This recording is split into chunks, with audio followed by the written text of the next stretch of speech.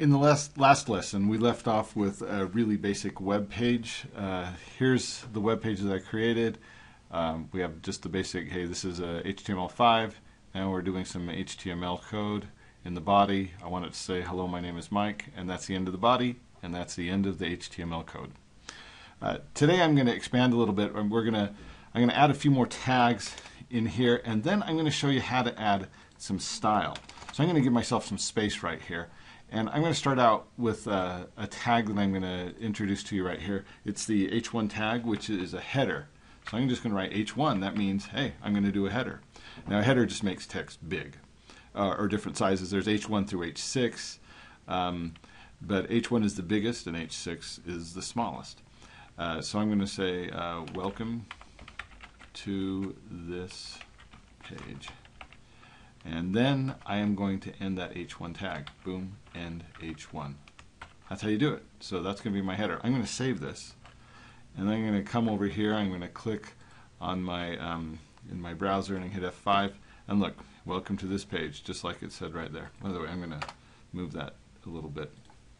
I like to space things out a little bit so we can see what is what. Now, right here, notice that the header starts here, it ends here, and in between it is what I have in the heading. So there's my heading. It's not a header, it's a heading. Sorry, I called it a header earlier. Now I'm going to add a tag to this hello, my name is Mike, and I'm going to add a paragraph tag in front of it. So I'm going to go, the paragraph tag is just simply P. And now I'm going to go to the end of it, and I'm going to say end my paragraph tag. And so now I have a header and a paragraph. I'm going to save it, Control S on my keyboard, and I'm going to hit Alt Tab. I've been just going over here and clicking in my browser. I'm just going to hit Alt Tab, and it moves me over to my browser because those are the two things that I'm running right now. And I'm going to hit F5, and notice it didn't change anything. That's because the browser treated this before I put the paragraph tags. It treated it just like a paragraph. But if you want to be specific about how things look, you want to keep it a paragraph. Now I'm going to show you another thing. If I do another paragraph tag, and then I put another paragraph, here is another paragraph, and then I end my paragraph tag. Notice that I'm putting my my tags, kind of separate than my text, so I can just go and, hey, look, here's this tag, and then here's what's in it. Here's this tag, here's what's in it. It's just a nice little formatting to do. I recommend that you do some kind of formatting like that so you can find your stuff easily. Now I'm going to save this, so I go Control S. I'm going to go Alt Tab to jump over to the browser, and I'm going to hit F5 to refresh it, and I have another paragraph.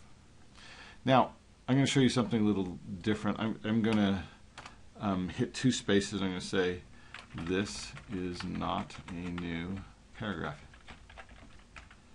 And I'm going to Control S, Alt Tab, and then refresh. And notice what it did. I put a space here. I hit return and put a space in between it.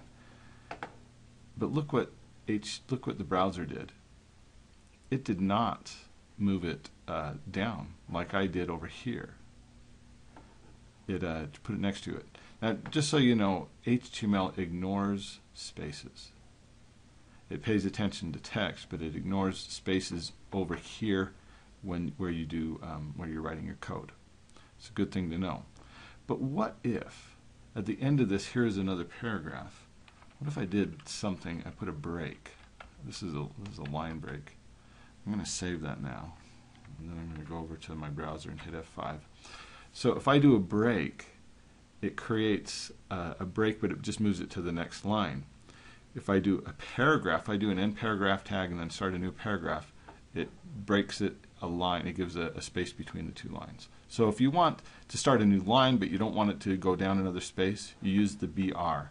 And notice I didn't use a beginning break tag, because it doesn't make sense to do that, because this is only something that you do at the end of a line where you want a line break. So there's really no beginning of an end of a line.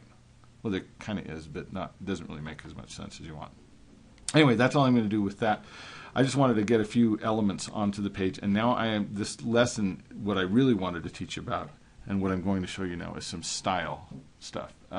So here is the way you put style in. on this header, I'm going to add a background color. And I'm going to call this background color powder blue. So I'm going to go style. I'm going to say, hey, put some style in this. And here's what I want for the style. Notice I did it equal and then a quote.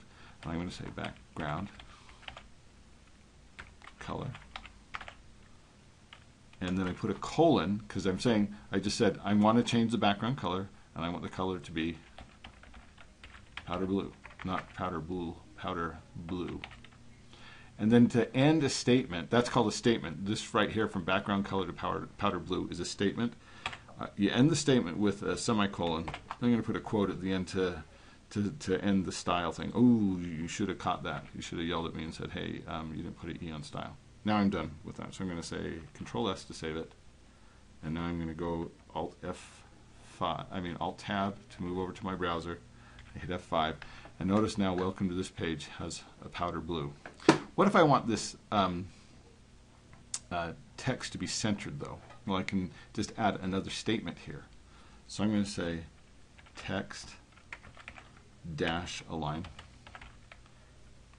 and colon. So I say I'm going to change the alignment, and I'm going to say center. And then I put a semicolon to end it. So now I'm going to go Control S, and then Alt Tab, and then F5, and now that text is centered. So I added two style elements over here, and this is the style that it gave. Well, I would also like to change the background color of the body. Move that over just a little bit. Actually, I'm going to do a new line for the text. I'm going to, by the way, I'm just doing some alignment stuff so that when I say style, it's just so I have those things lined up so I know my style elements are the same. And remember, HTML, the browsers ignore spaces. I'm going to give a background color to the whole body, but it won't apply to this. So it's going to look like this blue stripe is over the background color. And I'm just going to do a background color of yellow. So body, so I say I'm going to do style, and I put an equal sign and a quote. I'm going to say background dash color colon gray. I'm going to say gray, not yellow. Is it gray EY or AY? I can't remember. Oh, guess what I forgot? I forgot the semicolon. Then I put the quote. I'm going to save it. Control S, Alt Tab, F5. Hey, that worked.